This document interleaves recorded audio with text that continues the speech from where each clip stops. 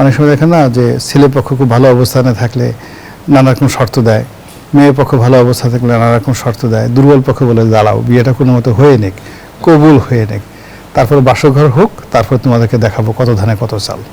সেই গুলি, সেই হত্যাকাণ্ড, সেই পুলিশ হত্যাকাণ্ড, সেই আগুন, অগ্নিসন্ত্রাস, পুলিশদেরকে মেরে সেই লাশ টানিয়ে রাখা, সেই বিভৎস মধ্যযুগীয় চেঙ্গিস খানের জমানার মতো করে। পার্লামেন্টে একটা স্ববিরোধী আচরণের একটা লক্ষণ আমরা বাইরে দেখতে পাচ্ছি সরকারের পক্ষ থেকে। জুলাই আন্দোলনকে, জুলাই বিপ্লবকে আইনগত স্বীকৃতি দেওয়ার ব্যাপারে অলরেডি একটা জটিলতা সৃষ্টি হয়েছে। এটা যদি আসলে এটা তারা আন্তরিক না হয় এই জুলাই সনদের প্রতি, তাহলে কিন্তু ভয়াবহ একটা সাংবিধানিক সংকট তৈরি হবে।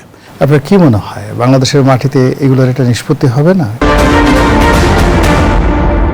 সংসদকে কেবলই কার্যপ্রণালী বিধির ব্যাকরণ নাকি জন আকাঙ্ক্ষার প্রতিফলন? আজ জাতীয় সংসদ সাক্ষী হলো এক অভাবনীয় বিতর্কের। একদিকে বিরোধী দলীয় নেতা ডক্টর শফিকুর রহমানের সংবিধান সংস্কার পরিষদ গঠনের প্রস্তাব এবং জুলাই জাতীয় সনদ বাস্তবায়নের জোরালো দাবি, অন্যদিকে সরকারি দলের চিফ হুইপ ও স্বরাষ্ট্রমন্ত্রীর বিধিনিষেধের বেড়াজাল। স্পিকারের পরামর্শ মেনে নোটিশ দেওয়ার পরও কেন আলোচনার সুযোগ নিয়ে এত টানাপোড়েন? জুলাই সনদ বাস্তবায়ন কি তবে আমলাতান্ত্রিক আর সংসদীয় মারপেচে আটকে যাচ্ছে? বর্তমান পরিস্থিতিতে সংসদের এই উত্তাপ কি কেবল নিয়মরক্ষার লড়াই, নাকি এর গভীরে রয়েছে অন্য কোনো রাজনৈতিক কৌশল? সংবিধান সংশোধনের মতো বড় ইস্যুতে সময় কে নির্ধারণ করে, বিধি না রাজনৈতিক সিদ্ধান্ত? এই প্রশ্নগুলোর উত্তর খোঁজার চেষ্টা করব আজ। দর্শক, আমি ফারনাজ জুই, সবাইকে আমন্ত্রণ জানিয়ে শুরু করছি নিউজ 24 এর নিয়মিত আয়োজন জনতন্ত্র গণতন্ত্র। নিবেদন করছে আড়াই-সিল স্টিল।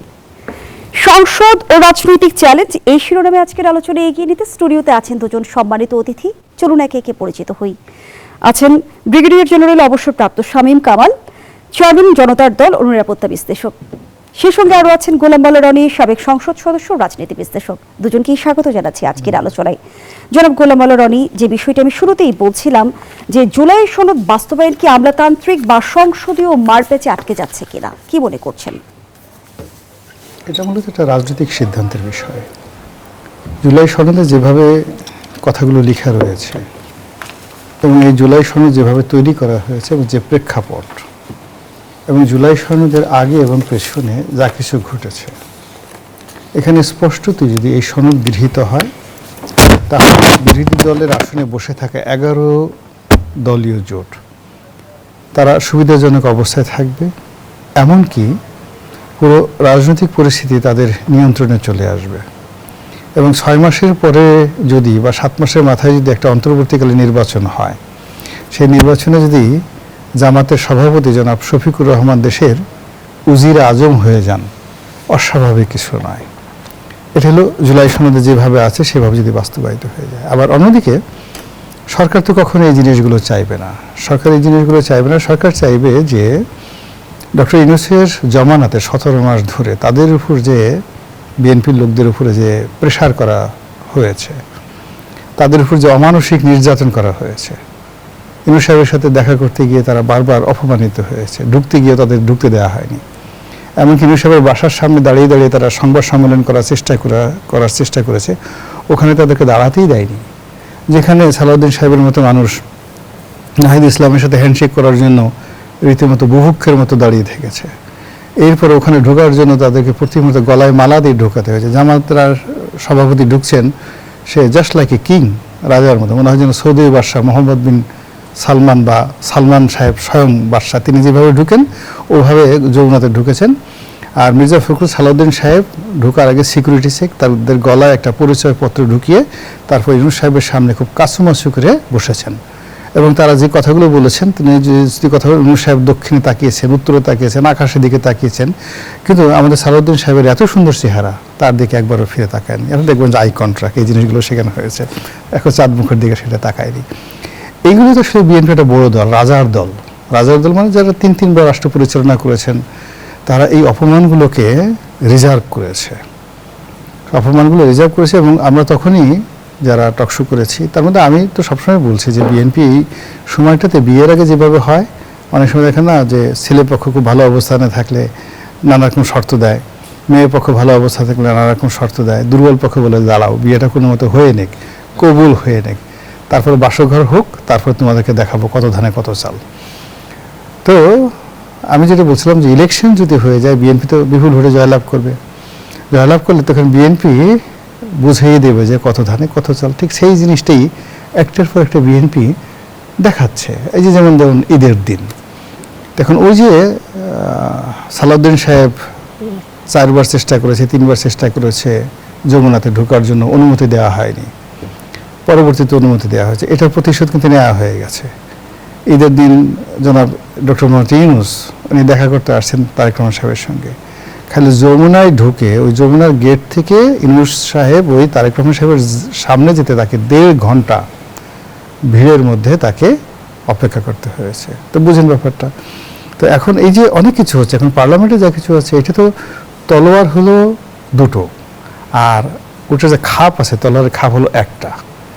তো যার জন্য এখানে ক্ষমতায় থাকতে হবে, ক্ষমতার চেয়ারে বসতে হবে, মর্যাদায় বসতে হবে, এইগুলো এক। অথবা জুলাই আগস্টে যে সকল আনসিন ঘটনা ঘটছে, যেগুলো আমরা দেখিনি পর্দার আড়ালে, যেগুলো আমরা এখন শুনছি পিলে চমকানো, সেই স্নাইপার রাইফেলের আওয়াজ, সেই গুলি, সেই হত্যাকাণ্ড, সেই পুলিশ হত্যাকাণ্ড, সেই আগুন, আগ্নেসন্ত্রাস, পুলিশদেরকে মেরে সেই লাশ টানিয়ে রাখা, সেই বিভৎস মধ্যযুগীয় চেঙ্গিস খানের জমানার মতো করে।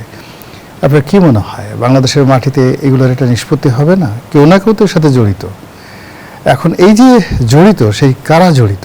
এক পক্ষ চাইবে যে আমাদেরকে যেন এতে জড়ানো না হয়, আর এক পক্ষ চাইবে তার রাজনৈতিক প্রতিপক্ষ এখানে তাদেরকে জড়াতে। তো এগুলো নিয়ে রাজনীতির যে স্বাভাবিক নিয়ম, এখন যা কিছু হচ্ছে সব কিছুই স্বাভাবিক, আমি এর মধ্যে অস্বাভাবিক কিছু দেখছি না। বাস্তবতাটা হলো যে এদের মধ্যে যাদের রাজনৈতিক ফিটনেস আছে, যাদের দম বেশি আছে, স্ট্যামিনা বেশি আছে, কৌশল বেশি আছে, কানেক্টিভিটি বেশি আছে, তারাই সাস্টেন করবে, আর বাকি যারা আছে তারা পরাজিত হবে, এরকম অবস্থা। তাদের জন্য এই যে সংসদে যা কিছু হচ্ছে আমরা দেখছি, হান্নান মাহসুদ রাগ হয়ে যাচ্ছে, কথা বলতে বলতে উত্তেজিত হয়ে মনে হয় এখনই হার্ট ফেল করবে।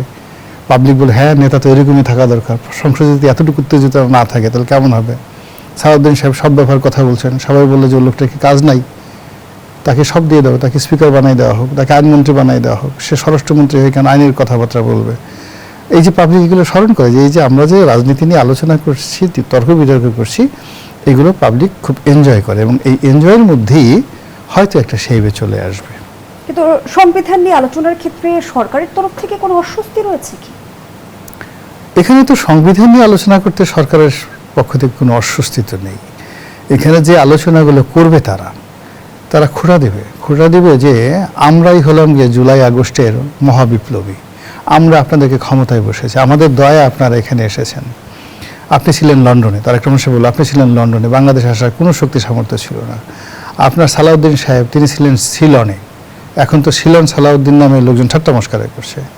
আপনার যারা নেতাকর্মী এখন বড় বড় কথা বলছে, এরা বেগম জিয়া বালির ট্রাক নিয়ে একা দাঁড়াইছিলেন, তার সঙ্গে ফাতেমা বেগম নামক ওই যে কাজের লোক, তিনি ছিলেন একমাত্র সহযোগী। তো কারো বিরুদ্ধে ছিল না, আমরা রাজপথে রক্ত ঝরেছে, প্রাণ দিয়েছে, আপনাদেরকে ক্ষমতায় বসিয়েছি, আমাদের কথা মতো জুলাই সনদ হবে, আমাদের কথা মতো সংবিধান সংস্কার হবে, সব কিছু হবে। তো এই কথাগুলো শুনতে তো বিএনপির ভালো লাগবে না, বিএনপির মেজাজ গরম হয়ে যাবে, ইজ্জতে আঘাত লাগবে, এবং এই কথাগুলোর কোনো উত্তরও নাই, ওরকমভাবে আসলে যে উত্তর দেবে, নট লাইক দ্যাট। আর পাবলিক এগুলো যত শুনবে তখন মজা পাবে, যে ঠিক আছে দেখি, শুনতে ভীষণ রকম মজা লাগবে। তো এই কারণে হয় কি, অ্যাভয়েড করতে চাচ্ছে। আপনার শরীরে যে কোনো জায়গায় দগদগে ঘা আছে বা একটা দুর্বলতা আছে, আপনি সেটা প্রকাশ করতে চাইবেন না। তো এখন এখানে যারা বিরোধী দল, তাদের যে গ্লোরি রয়েছে, জুলাই আগস্ট বিপ্লবের যে গ্লোরি রয়েছে, সেই গ্লোরিটা তারা ডিগনিফাই করার চেষ্টা করবে। আর বিএনপি যে জিনিসটা হলো যে বিএনপি একটা প্রবল জনপ্রিয় দল, এবং যে কোনো কারণে যে কোনো একটা নেগোসিয়েশনে তারা একটা আজকের এই পর্যায়ে আসছে, তারা চাইবে এটাকে এনজয় করার জন্য, যতটা সম্ভব শান্তিপূর্ণভাবে সুন্দরভাবে এনজয় করার জন্য। তো এই যে রাজনীতির যে শতরঞ্চের খেলা, এই খেলাটা জমে উঠছে এবং এটা চলতেই থাকবে। ধন্যবাদ জানাচ্ছি জনাব গোলাম মোল্লা রনি। জনাব শামীম কামাল, বিরোধী দলীয় নেতা দাবি করেছেন তিনি স্পিকারের পরামর্শ অনুযায়ী এবং সংবিধান সংস্কার বাস্তবায়ন আদেশ 2025-এর 10 অনুচ্ছেদ মেনে নোটিশ দিয়েছেন, কিন্তু আমরা দেখছি যে সংসদের তরফ থেকে কিংবা সরকার দলের পক্ষ থেকে 71 বিধির দোহাই দেওয়া হচ্ছে এবং পয়েন্ট অফ অর্ডারে অটল থাকার কথা বলা হচ্ছে। এই বিষয়টি আসলে কি বার্তা দেয়? সরকার কি এখন চাইছে না যে এই ইস্যুটি সামনে আসুক? জি, আপনাকে ধন্যবাদ নিউজ 24 এর দর্শক শ্রোতা মণ্ডলী এবং আজকের সহবিজ্ঞ আলোচক। আমার কাছে মনে হচ্ছে যে পার্লামেন্টে তো খুবই ইনিশিয়াল স্টেজ, এটা না, এখন তো পরিচিতিমূলক কাজ হচ্ছে এবং এর মধ্যে আমরা দেখলাম যে আজকেও খেয়াল করলাম যে পয়েন্ট অফ অর্ডারে যে পয়েন্টগুলো আসছে এটা খুব একটা সিগনিফিক্যান্ট কিছু আমি দেখছি না। আর সংবিধান নিয়ে আলোচনা করা অবশ্যই প্রয়োজন আছে এবং এখানে অনেক এক পক্ষ চাচ্ছে পুরো সংবিধানকে পরিবর্তন করতে, জুলাই আন্দোলনকে সামনে সাংবিধানিকভাবে এটার স্বীকৃতি দিতে, এগুলি কিন্তু অনেক মেজর ডিসিশনস। তারপরে এই আন্দোলনটার পক্ষে সরকার পক্ষের কি অবস্থান, এটা কিন্তু একটা বড় ধরনের বিস্ময় তৈরি করেছে এবং যদি সরকার এটা বিরোধিতা করে তাহলে তো স্ববিরোধী আচরণ হবে। তবে আমি খেয়াল করছি যে রাষ্ট্রপতির ভাষণ থেকে শুরু করে অনেক কিছু কিন্তু আনপার্লামেন্টারিয়ান ঘটনা ঘটছে। এটার জন্য আমি দোষও কাউকে দেই না, বিকজ অনেকে হয়তো বা নবীন প্রথমবার পার্লামেন্টে আসছেন। পার্লামেন্টের পরিবেশটা কেমন হবে এটা যারা সভ্য দেশ, ডেমোক্রেটিক দেশ, তাদের দিকে তাকালে আপনি কোনোদিন ইউকে পার্লামেন্টে এরকম চিৎকার চেঁচামেচি দেখবেন না। বাট এমনও পার্লামেন্ট আছে যেখানে এই উপমহাদেশে আছে যে ডেপুটি স্পিকারকে পিটিয়ে মেরে ফেলা হচ্ছে। সো এটা হলো যারা পার্লামেন্টারিয়ান থাকবেন এটা তাদের উপরে দায়িত্ব, তারা পার্লামেন্ট পরিবেশটাকে রাষ্ট্রপতির ভাষণকে কেন্দ্র করেও কিন্তু আমরা সেই সময় যে মিছিল, চিৎকার, আর এখানে তো মাইক্রোফোন আছে, খুব জোরে শোনা যায়, হ্যাঁ, কিন্তু আস্তে বললেও কিন্তু অনেক জোরে শুনতে পাই। কিন্তু কথা হচ্ছে যে সারা দেশবাসী অ্যাটেনশন তখনই থাকবে। আমার সৌভাগ্য হয়েছে খুব ছোটোবেলায় পার্লামেন্টে যাওয়ার। আমার বাবা যেহেতু সংসদ সদস্য ছিলেন উনি আমাকে পার্লামেন্ট নিয়ে যেতেন একটা কারণে, যে ওখানে গেলে অনেক কিছু শেখা যায়। এখন আমি পার্লামেন্টে গিয়ে যেতাম, ওই সময় মৌলানা তর্ক বাগিশ ছিলেন, আজিজুর রহমান প্রধানমন্ত্রী ছিলেন সে সময়। এনাদের কথাবার্তা শুনে আমরা অনেকক্ষণ, আমরা তো বুঝতেই পারতাম না, কিন্তু এখন রিয়েলাইজ করি যে ওনার কোন মাপের কথা বলতেন। কিন্তু এখন যে কথাবার্তা হয় পার্লামেন্টের মধ্যে, সেটা মনে হয় যে ওই মানটা রক্ষা করতে পারছেন না। তবে এখন যে বিষয়টা আপনার দাঁড়াবে সামনে, যে পার্লামেন্টে একটা স্ববিরোধী আচরণের একটা লক্ষণ আমরা বাইরে দেখতে পাচ্ছি সরকারের পক্ষ থেকে। জুলাই আন্দোলনকে, জুলাই বিপ্লবকে আইনগত স্বীকৃতি দেওয়ার ব্যাপারে অলরেডি একটা জটিলতা সৃষ্টি হয়েছে। এটা যদি আসলে এটা তারা আন্তরিক না হয় এই জুলাই সনদের প্রতি, তাহলে কিন্তু ভয়াবহ একটা সাংবিধানিক সংকট তৈরি হবে এবং তার আলামত কিন্তু আমরা দেখতে পাচ্ছি। এখন দেখুন যে জুলাই বিপ্লবকে আমরা কি এখন বিপ্লব বলবো, আন্দোলন বলবো, অভ্যুত্থান বলবো, নাকি গন্ডগোল বলবো? রংপুরের ভাষায় আবার হুজুগ বলে। আমরা তো এই জুলাই আন্দোলনের কোনো ভিত্তি দেখতে পাচ্ছি না। এটার যে মেইন স্টেক হোল্ডার এই যে এনসিপি, আপনি নেপালে দেখুন আজকে তারা কোথায়, তারা আজকে রাষ্ট্র ক্ষমতায় চলে গেছে। এই ঘটনা তো বাংলাদেশে ঘটতে পারত। এবং প্রথমে এসে বললো যে শিক্ষা প্রতিষ্ঠানের রাজনীতি বন্ধ করে দিল এক সপ্তাহের মধ্যে। কত বড় একটা স্ট্র্যাটেজিক ডিসিশন দিল। আমাদের দেখুন এই বিপ্লব থেকে শুরু করে অদ্যাবধি এমন কোনো গুণগত পরিবর্তনমূলক কোনো কিছু আপনি দেখতে পেয়েছেন? যারা মূল স্টেক হোল্ডার, এনসিপির কথা যদি বলি, তাদের তো জন্মই আজন্ম পাপ হয়ে গেছে। তাদের শুরুটাই হচ্ছে গিয়ে আপনার মানে এমন রাজকীয় কিংস মডেলে হলো কিংস পার্টি। আমাদের দল নতুন দল, আমরা 1 মাস পরে তাদের আত্মপ্রকাশ করেছি। সো এই এনসিপিকে নিয়ে প্রফেসর ইউনূস আপনার নিউ ইয়র্ক পর্যন্ত পৌঁছালেন, আর আমরা নতুন দল হিসেবে নিউ মার্কেট পর্যন্ত পৌঁছাতে পারলাম না, কোনোদিন সেই সুযোগে পাইলাম না। সুতরাং এইরকম একটা বৈষম্যমূলক আচরণ এবং তাদের যে জমকালো আত্মপ্রকাশ, সেখান থেকে শুরু করে আজকে পর্যন্ত এনসিপির যে অবদান, তারা যেখানে স্টিয়ারিংয়ে মানে গাইড করতে পারতো পুরো জাতিকে, একটা নতুন দর্শন দিতে পারতো, একটা নির্ধারণ করতে পারতো, সেখানে কিন্তু তার কমপ্লিটলি ফেইল করেছে। এবং সত্যি কথা বলতে যে এই আন্দোলনের এখন আর ব্যক্তিগতভাবে আমি আন্দোলন তো মোটেই বলবো না, আমি বলবো গন্ডগোল বা ছাত্র হাঙ্গামা ইত্যাদি ইত্যাদি। এবং এই যে এত বড় একটা বিপ্লব, আন্দোলন, অভ্যুত্থান যাই হোক না কেন, 1400-1500 মানুষ মারা গেল, আননেসেসারি, কোনো প্রয়োজন ছিল না। আপনি কোন গুণগত পরিবর্তন দেখেন, একটা রিভার্ট যদি হয়, একটা বিপ্লব হয়, সফল বিপ্লব, তার কোনো একটা জিনিস আছে, এটা সফল হবে কিনা, মানে আয়রন ল অফ অলিগার্কি একটা কথা আছে, যেখানে আপনার 3টা জিনিস মধ্যে নেতৃত্ব কারা দিচ্ছে। নেতৃত্বের ক্ষেত্রে বলা হচ্ছে যদি মার্চেন্ট বা বিজনেসম্যানরা নেতৃত্ব দেয়, তাদের একটা পাওয়ার অফ ডিস্ট্রাকশন থাকবে টু ক্রিয়েট সামথিং নিউ। আমরা কি এই আন্দোলনের ফলশ্রুতিতে এস আলমের প্রভাব মুক্ত দেখতে পাচ্ছি? তাহলে জনাব শামীম কামাল, জুলাই গণঅভ্যুত্থান কি ব্যর্থ হলো? ব্যর্থ হওয়ার সকল আলামত সুস্পষ্ট। এবং আমার মনে হয় বাংলাদেশের যে স্বাভাবিক প্রক্রিয়া, আবার 4-5 বছর পরে আবার একটা এরকম বড় আন্দোলন বিদ্রোহের জন্য প্রস্তুতি নিতে হবে। এ জাতি বড়ই অভাগা। আমাদের গণতন্ত্র হলো বানরের তৈলাক্ত বাঁশের মতো, ওঠে নামে ওঠে নামে ওঠে, মানে ধন্যবাদ এইরকম জানাচ্ছি জনাব অবস্থার শামীম মধ্যে কামাল। আছে। জনাব গোলাম আলী রনি, এই বিষয়ে 1 মিনিটে আপনার মন্তব্য নিতে চাই যে আবারও কি গণ অভ্যুত্থানের জন্য আমরা প্রস্তুতি নিচ্ছি কিনা, যেমনটি ব্রিগেডিয়ার জেনারেল শামীম কামাল বলছিল।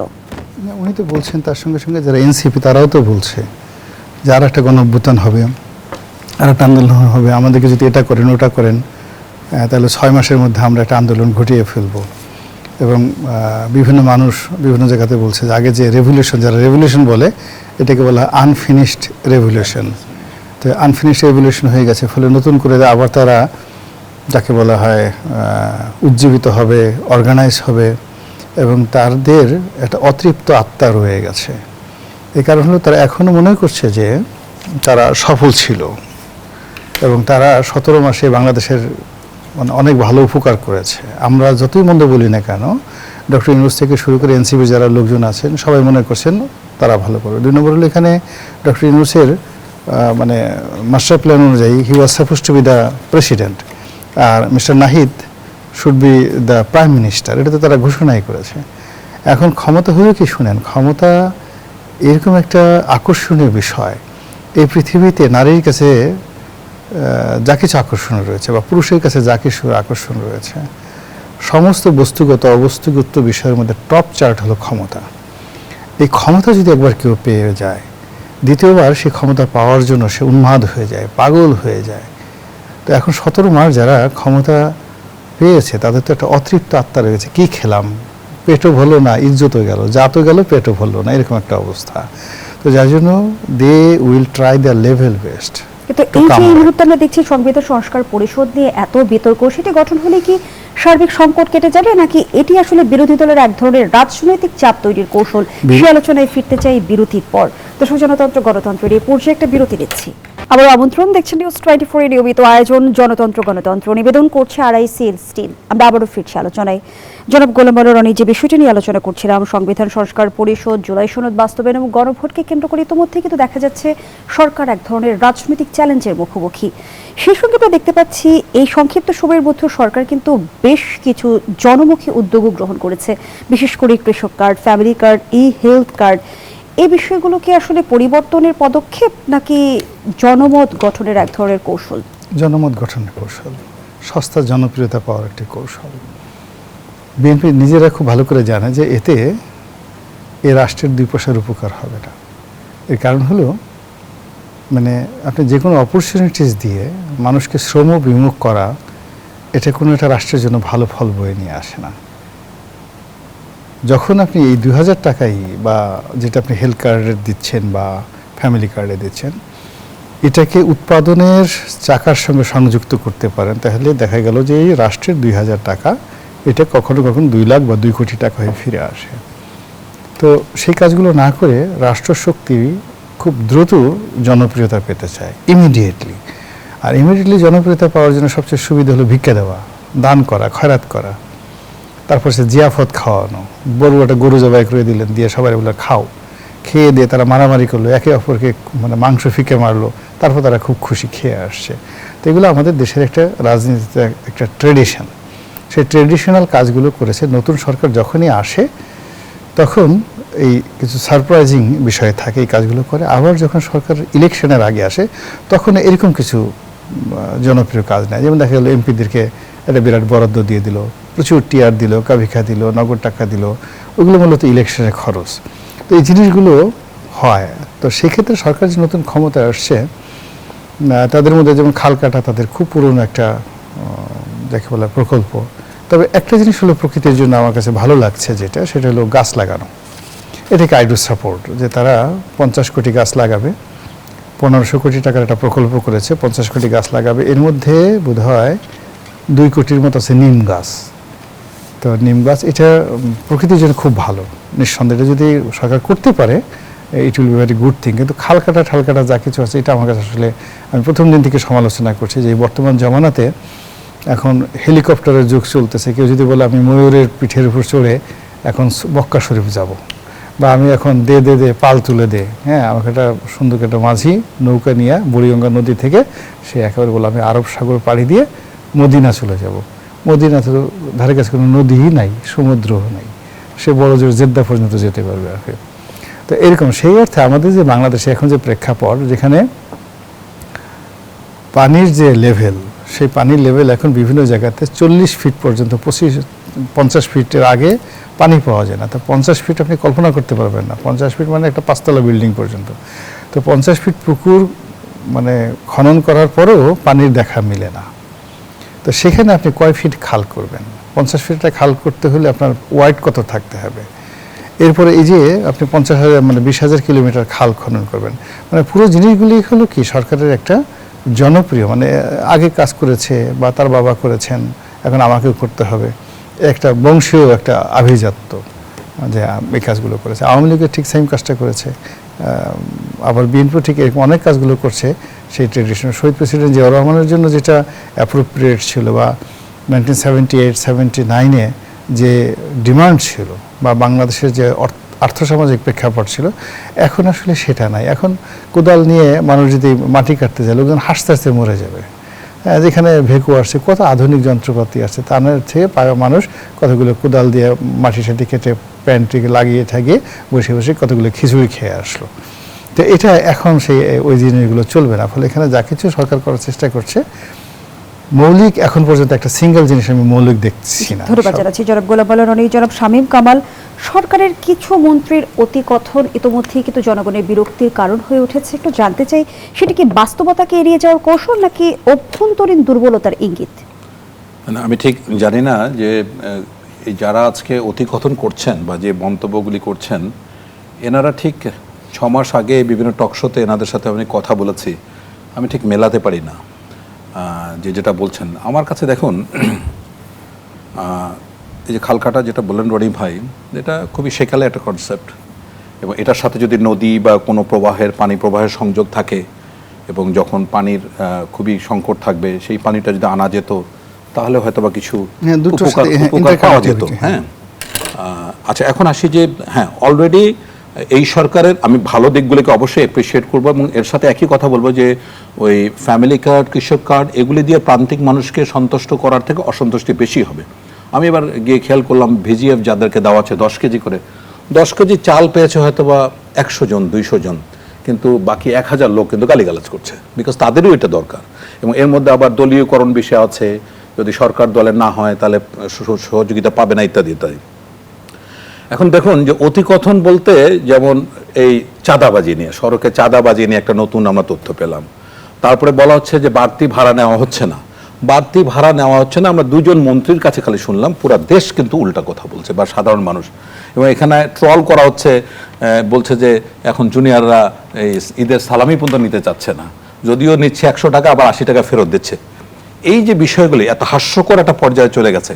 এখন দেখুন, আমি সরকারের, নতুন সরকার, তাদেরকে সময় দিতে হবে, তাদেরকে আমরা সহযোগিতা করব। দেশবাসীরও প্রত্যাশা, একটা অনেক প্রত্যাশার জায়গা। আপনি চিন্তা করুন, তারেক রহমান যখন 300 ফিটে আসলেন, কত লক্ষ লক্ষ মানুষ মানে একটা আশা নিয়ে যে নতুন করে কিছু করা যায় কিনা। সো ওই একটা জায়গা থেকে মানুষের আশার জায়গাটা কিন্তু অনেক উপরে। আমি দেখুন সরকারের বিচক্ষণতা একটা বড় ধরনের সমালোচনা করি। এই যে মধ্যপ্রাচ্য যুদ্ধে যে ভয়াবহ একটা পরিস্থিতি তৈরি হচ্ছে, সেটা সরকার কিভাবে সামলাচ্ছে? বৈশ্বিক সংকটের আমরা যদি যে সৃষ্টি হয়েছে দেখতে পাচ্ছি পুরো পৃথিবীব্যাপী, সেটি আসলে সামাল দিতে সরকারের উদ্যোগ কতটা বাস্তবসম্মত, সেই প্রশ্ন রেখে আবারও বিরতিতে যেতে চাই। বিরতির পর ফিরছি। দর্শক, জনতন্ত্র গণতন্ত্রের এই পর্যায়ে আবারও বিরতি নিচ্ছি। ফিরে এলাম, দেখছেন জনতন্ত্র গণতন্ত্র, নিবেদন করছে RICL স্টিল। আমরা আবারও ফিরছি আলোচনায়। জনাব শামীম কামাল, ইরান যুদ্ধের প্রভাবের ফলে যে বৈশ্বিক সংকট সৃষ্টি হয়েছে, তা মোকাবেলায় সরকারের প্রস্তুতি কতটা বাস্তবসম্মত? যে এটা খুবই ইম্পর্টেন্ট একটা কোয়েশ্চেন, শুধু সারা জাতি এই প্রশ্নটার করে বলে আমি মনে করছি। আমার কাছে মনে হয়েছে সরকারের প্রস্তুতি যেমনই হোক না কেন, তাদের উপস্থাপনা খুবই দুর্বল। যেমন আমার কাছে সাধারণত মনে হয়েছে নতুন একটা নির্বাচিত সরকার, তাদের যেভাবে বলা উচিত ছিল যে পুরা বিশ্বে এই যুদ্ধের পরিস্থিতি ভয়ানক অবস্থা যাচ্ছে, পুরা বিশ্ব কিন্তু ওয়ার্ল্ড অর্থনৈতিক ব্যবস্থা কিন্তু ভেঙে পড়ছে। তো সেখানে সরকারের উচিত ছিল দেশকে জানানো যে এরকম একটা পরিস্থিতিতে এই ধরনের একটা বিপদ আসতে যাচ্ছে, এটাকে মোকাবেলা করার জন্য আপনাদের সহযোগিতা চাই। সেক্ষেত্রে আমাদের রেশনিং করতে হবে, আমাদের কিছু দর বাড়াতে হবে। That should have been the right approach. এটা না করে সরকার বলছে ভয়ের কোনো কারণ নাই, প্রচুর মজুদ আছে। যদি প্রচুর মজুদে থাকে, তাহলে গত 1 মাসে আজকে পেট্রোল পাম্পগুলো কি পরিস্থিতি আমরা দেখতে পাচ্ছি। আজকেই দেখেছি একজন তেল না পাওয়ার কারণে সেই যে পাম্পের লোককে ট্রাক দিয়ে চাপা দিল, 1। 2 হলো নতুন বিবাহিত দম্পতি তেল ফুরিয়ে গেছে রাস্তায়, ঠেলে নিয়ে যায় পেট্রোল পাম্পে গেছে, তারপরে বলছে তেল নাই। আজকেও অনেক পেট্রোল পাম্পে মারামারি হচ্ছে। আপনারা কি জানেন না যে বাংলাদেশের লোকজন মজুদ করতে পারে, গাড়ি যে ট্রেনের সাথে অ্যাক্সিডেন্ট করলো, ট্রেনের সাথে অ্যাক্সিডেন্ট, রাইট? তাহলে কথা হচ্ছে যে সারা দেশের মানুষের কাছে একটা তেলের যে হাহাকার পরিস্থিতি, মানুষ তো, বাংলাদেশের মানুষ তো খুব সহনশীল। তবে কি ইরান যুদ্ধ দীর্ঘায়িত হলে আরো ভয়ঙ্কর পরিস্থিতির মুখোমুখি হবে ভয়ঙ্কর, আমরা? ভয়ঙ্কর। এটা শুধু বাংলাদেশ না, পৃথিবী ওয়ার্ল্ড ওয়াইড সব জায়গায়, সব জায়গায় আমাদের তো কোনো বিকল্প ব্যবস্থা নাই। অলরেডি সরকার $1.6 বিলিয়ন এডিবির সাথে কথা বলেছে, 100 বিলিয়নের উপরে জাতীয় লোন আছে। তারপরে আপনি মানুষকে খুশি করার জন্য ঠিক আছে, হ্যাঁ, চাপ নাই দিবেন, কিন্তু এই যে একটা ভুল উপস্থাপনা করা হচ্ছে যে কোনো অসুবিধা নাই, প্রচুর মজুদ আছে, আপনি কাকে ধোকা দেওয়ার চেষ্টা করছেন? Bluffing the people. এইটা মানুষ কতদিন সহ্য করবে? আজকে একজন বলছে যে আমি ঈদের পরে আবার শ্বশুর বাড়িতে যেতে পারছি না, আমি তেল পাবো কোথায়? প্রত্যেকটা পেট্রোল পাম্পে মারামারি হচ্ছে। তাহলে এটাকে সরকার এটা কোনো সুষ্ঠু কোনো পলিসি হলো? বরং যদি জনগণকে জানাতো এই পরিস্থিতি সামনে তো ভয়ানক। অলরেডি বাংলাদেশ $2 থেকে $3 বিলিয়ন মানে ভর্তুকি দিয়ে এই পরিস্থিতি মোকাবেলা করতে পারবে না। এ বাদেও যেমন আমাদের সবচেয়ে বড় যেটা বিপদ হচ্ছে রেমিটেন্স কিন্তু ভীষণভাবে কমে যাবে, এবং অনেক মিডল ইস্টে অনেক আমাদের শ্রমিক ভাই তারা কিন্তু চাকরি হারাবে, টাকা আসবে না, এখান থেকে লোক পাঠাতে পারবেন না। এবং শুধু তো না, এই পেট্রোল ডিজেল এমন কিছু আইটেম আমরা শুনতে পাচ্ছি যে গ্যাসের বাই প্রোডাক্ট হচ্ছে পেট্রোল এবং অকটেন, বাংলাদেশে ধরে তৈরি হয়। এটার ঘাটতি কেন আমরা তো বুঝতে পারছি না। বরং এইটা না করে সরকার যদি লোডশেডিং করতো, দাম কিছু বাড়িয়ে দিত, অল্প অল্প করে খরচ করতো। আমরা তো যারা সরকারি পর্যায়ে এমপি মন্ত্রীরা তারা কি রেশনিং করছে? তা তো করছে না। তাহলে আপনি 2 ঘন্টা 3 ঘন্টা দাঁড় করে একজন লোক আসছে, তাকে 200 টাকা পেট্রোল বলছেন, পেট্রোল নাই। আবার ওইদিকে দেখা যাচ্ছে এই অনেক পেট্রোল পাম্পের মালিক ওই মানে হাজার মানে ব্যারেল গিয়ে অন্য জায়গায় লুকিয়ে রাখছে। এটা তো চরিত্র। তাহলে আপনি তো ম্যানেজ করতে পারছেন না। এখন অভিযোগ করছেন জামাত ইসলামের লোকজন করছে, এই অভিযোগের কোনো সমাধান আপনি আনতে পারবেন? জি, ধন্যবাদ জানাচ্ছি জনাব গোলাম মাওলা রনি। জ্বালানি তেলের সংকট নিয়ে এক এক মন্ত্রী এক এক রকম কথা কেন বলছে? এটা কি সমন্বয়হীনতার কারণে বলছে, নাকি আসলে সরকারের দক্ষতাকে প্রশ্নবিদ্ধ করে? প্রথমত হলো যে নতুন সরকারের জন্য এটা একটা অ্যাসিড টেস্ট ছিল। এখানে এখন পর্যন্ত আমি যে জিনিসগুলো দেখছি যে এটা মূলত একটা ম্যানেজমেন্টের সমস্যা। তো সমস্যা আছে, সেই সমস্যাগুলো তো আমাদের একা না। যেখানে ভেনেজুয়েলা পৃথিবীর বৃহত্তম তেল উৎপাদনকারী দেশ, তো তাদের দেশে রেশনিং হচ্ছে, তাদের দেশে গণছুটি দেওয়া হচ্ছে। তো আমেরিকা যেখানে পৃথিবীর সবচেয়ে হাইয়েস্ট রিজার্ভের অধিকারী, তাদের নিজেদের তেল প্লাস সারা দুনিয়া থেকে তেল কিনে তারা যে তেল রাখছে, তারপরে আমেরিকাতে তেল নিয়ে মারামারি হচ্ছে। কাতারের মতো রাষ্ট্রে তেলের মূল্য বৃদ্ধি করে দেওয়া হয়েছে। তো সেখানে আমরা মানে গরিবের একটা ফুটানি রোগ আছে না, যে হঠাৎ করে একটা গরিবের মূল্য আমি হাতি কিনবো, হাতিতে চড়বো। তো এরকম আমাদের দেশের অনেক যারা লোকজন আছে তারা এরকম